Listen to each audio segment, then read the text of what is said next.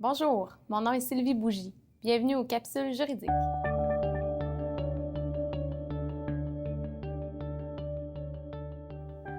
Tout entrepreneur fait face un jour à la grande question suivante.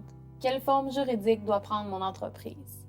Nous allons voir aujourd'hui 3 principales formes juridiques, soit l'entreprise individuelle, la société en nom collectif et la compagnie. D'abord, l'entreprise individuelle.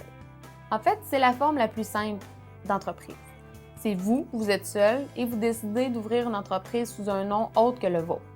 Alors, la loi prévoit que vous devez vous immatriculer au registraire des entreprises. Le but est simple, c'est de protéger les tiers. Vous avez des fournisseurs, ils sont impayés, ils veulent pouvoir retracer c'est qui est derrière le nom de l'entreprise, tout simplement.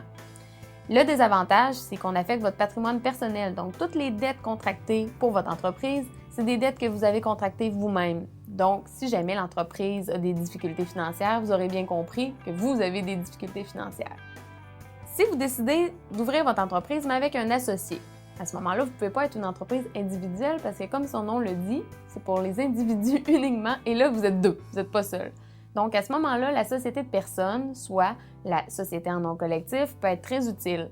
C'est alors 2 personnes, 2 individus qui s'associent ensemble pour former une entreprise. C'est super important d'avoir une entente de société qui va venir prévoir le partage des dépenses et des bénéfices. L'avantage, c'est que c'est une formule très simple qui permet des fois de mettre des dépenses sur nos rapports d'impôts si on a encore un travail à temps partiel, par exemple, pendant le début des opérations de l'entreprise, ou si on ne sait pas encore si l'entreprise va être un succès ou non. Donc, on peut commencer comme ça et voir par la suite. Le désavantage, par contre, c'est qu'un associé peut contracter des dettes au nom de la société, à notre insu, et la société, donc vous personnellement, allez être tenu responsable de ces dettes-là. Et aussi, si un des 2 associés éventuellement fait faillite, par exemple, l'autre associé va être tenu de la totalité des obligations. Il est tenu conjointement et solidairement responsable des dettes, ce qui veut dire pour le tout. Donc, dès qu'il y a un des 2 associés qui est plus fortuné que l'autre, il risque de payer la totalité de la facture. Donc, c'est vraiment le désavantage. Sinon, il y a la compagnie.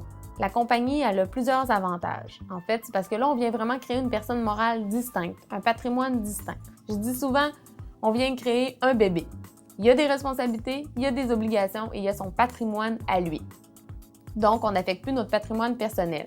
Si la société a des difficultés financières, elle pourra faire faillite et ça n'affectera pas notre patrimoine. L'exception, évidemment, c'est on a cautionné des dettes ou qu'on a procédé à de la fraude.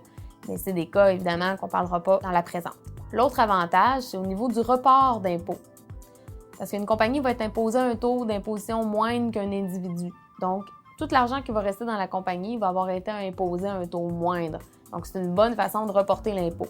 Si on a plusieurs associés, aussi, souvent, le mode de fonctionnement de la compagnie va être plus facile avec une compagnie qu'avec une personne, là, une société en nom collectif, pour le rachat d'actions et tout. Mais encore là, super important d'avoir une convention entre actionnaires si on est plusieurs associés dans une compagnie. Voilà, j'espère que vous comprenez maintenant mieux les différentes formes juridiques d'une entreprise. Merci!